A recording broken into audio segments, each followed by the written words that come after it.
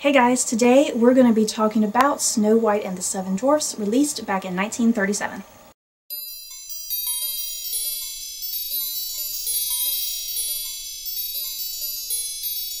Snow White and the Seven Dwarfs is about a princess named Snow White.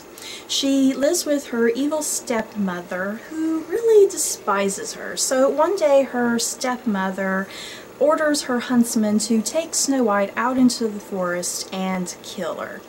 The huntsman fails in this task and Snow White runs away and she gets lost in the forest and she comes across a cottage where 7 little men live. So we're going to start off this video just giving our general impressions of the movie. I thought it was stupid. It was a little boring. I don't know if I would say it was stupid, but it was a little boring. You gotta think this movie was released back in the late 30s, and the animation is just really just not what we're used to. But yeah, it was kind of boring, and I don't think there was any plot. Do you think there was any plot or character development or anything like that compared to modern Disney movies? No. No. And then half the movie they were dancing. They were, but half the movie they were just dancing and singing. Finally, the evil queen just was like, I'm gonna do a spell and become a woman. Finally, the plot got going. I really felt like the plot and the characters were just very one-dimensional. I have a feeling if this movie was made today that we would have a very kick-ass Snow White who was very active in the plot, and instead we just have a very inactive, kind of passive Snow White. And that's the problem I have with all these early Disney princesses or heroines, is just they don't do anything. All they do is sit around and be pretty. And they wait for the man to come to save them.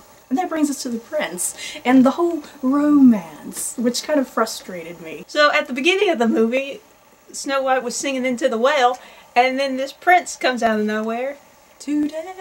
and sings, yeah, like a line, and then she gets frightened and runs back into whatever it is, the castle. And she's instantly in love with him. And then we don't ever meet him again until the last minute of the movie. Yeah, she sings that whole song about someday my prince will come, and she only met the guy for like 5 seconds, runs away, and then she's like madly in love with him.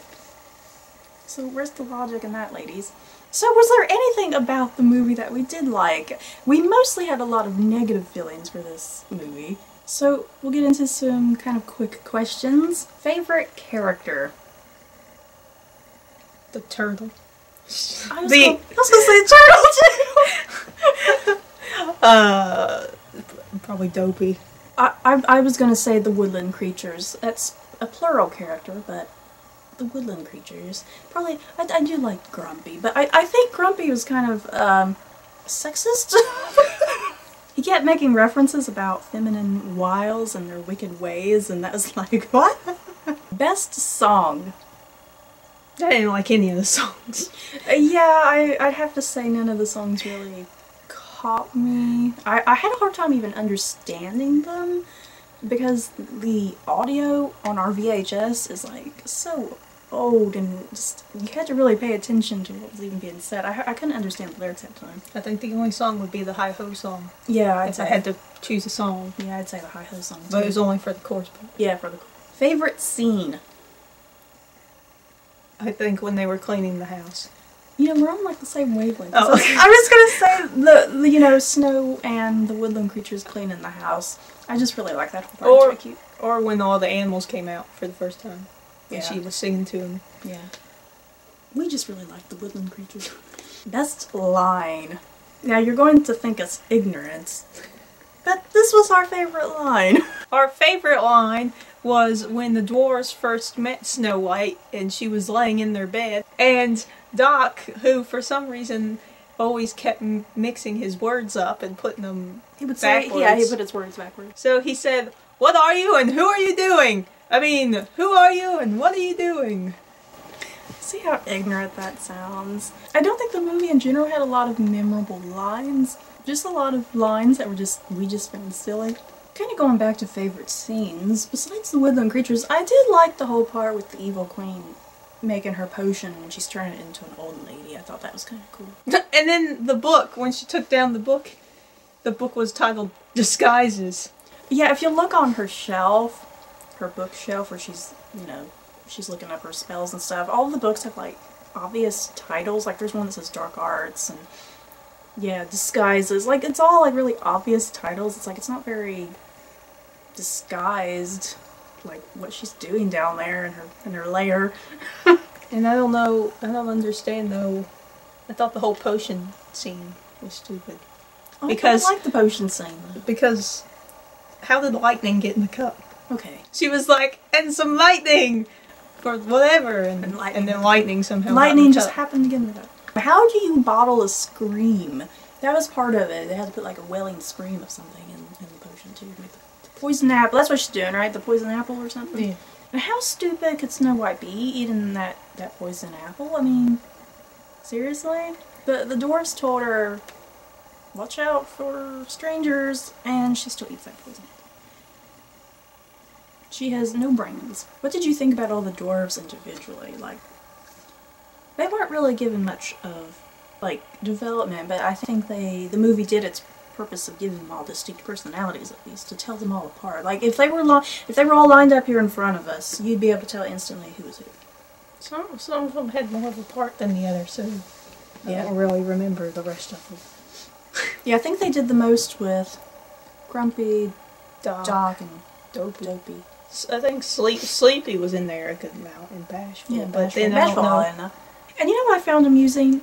I can't remember which one said it, but one of them kept saying something about Jiminy Crickets, and I found that kind of amusing because the next Disney movie is Pinocchio, and Jiminy Cricket is in Pinocchio, so I don't know. Maybe that's coincidence, I don't know. And I just feel like overall the movie was kind of wrapped up, like, too perfectly. It's like the evil queen, she just happens to fall down in the ravine, and a big rock lands on her, poor lady. And then the spell book said that the curse would be broken by love's first kiss. Yeah, instead of true love's first kiss. So that was interesting, because whenever you think of Snow White or fairy tales in general, it's always that true love's first kiss, and so it's kind of interesting to see just first love's kiss. So Snow White, she eats the poison apple. See, I don't think this was explained very well in the movie either, because it's like you're given the impression that when the evil queen does her spell, that Snow White is she's going to die. That it's not like a sleeping curse. I don't know. I think I'm watching too much of Once Upon a Time, because now I'm referring to it as a sleeping curse, which is what it's more appropriately should be called, I think. Because, like, when the evil queen's looking at her book, it says, like, it's going to kill her, right? Something like that. So, Snow White, she eats this thing, and apparently the seasons go by because the visuals pop up in the movie. And it looks like about 4 seasons go by, and she still looks great. It's like, I don't think the mechanics of the spell were, I think that could have been more easily explained, perhaps, or I'm just asking for too much. Because then Snow White wakes up and she's like, oh, hello, guys. Hey, sexy stranger, let me go run away with you. And it's like, doesn't she care that she just got placed under a curse? If you cannot already tell from this thing, we own VHS of Snow White. It's pretty much all of our Disney movies we have VHSs for. So you can imagine on our big screen TV that this thing did not look so good. I'm sure back in the late 30s the animation looked really great, but today the animation did not look so great. It was blurry and it was shaking on occasion, and I don't think the colors were as vibrant as they should have been. Like Snow's yellow dress, her iconic yellow dress, it kind of wasn't very yellow. It looked white, didn't it? Yeah. Sometimes her dress looked white. It's more colorful on the case. It is. Than it is in the movie. Here, look at the case. See how much more vibrant it is on the case? Yeah, the movie when we were watching it did not look like that at all. So this is the part of the video where I'm going to give a book recommendation. If you enjoy Snow White and the Seven Dwarfs, then you might really enjoy Mirror Mirror by Gregory Maguire. And this is a retelling of Snow White, and it's put in a more historical context, and it takes place in Renaissance Italy, I believe the very late 1400s, and It has Lucrezia and Cesare Borgia. Lucrezia Borgia is playing the evil queen in this, and I just think it's a really unique take on the Snow White story. So, any concluding thoughts on Snow White and the Seven Dwarfs? If we had to rate Snow White and the Seven Dwarfs 1 out of 5 Mickey ears, what would you give it? 2 Mickey ears. 2 Mickey ears? Being generous. I think that's being too generous. Because we're going to be getting into some of these other Disney movies that I feel like the characters and the plot are so much better developed. And so I feel like I would give this one... I give it half a Mickey ear. I would give this like 1 Mickey ear, I think. I don't know if I would go so far as 2. That might be kind of harsh on Snow White and the Seven Dwarfs, but Snow White and the Seven Dwarfs has never been one of my favorite Disney movies, sadly. It's just never really grabbed me. I've always preferred modern interpretations of Snow White, where she's a much more active heroine, and it's not all about the romance. And whenever the poison apple scene comes up in movies or television where Snow White's a character, there's always a good reason why she eats the apple, and it's never for a stupid reason. So yeah, what's our overall Mickey ear? Just a 1-star Mickey ear? Half a Mickey. Half a Mickey for you? Good lord. She's not even gonna go a full Mickey ear. One side of Mickey's head. Okay, so we're not gonna give no half stars. We're gonna go just 1 Mickey ear out of 5 for Snow White and the Seven Dwarfs. I think Snow White is considered the very first full-length animated feature, if I'm not mistaken. So back in the day, I guess Snow White was a big, huge deal, so, I mean, it accomplished something big back then.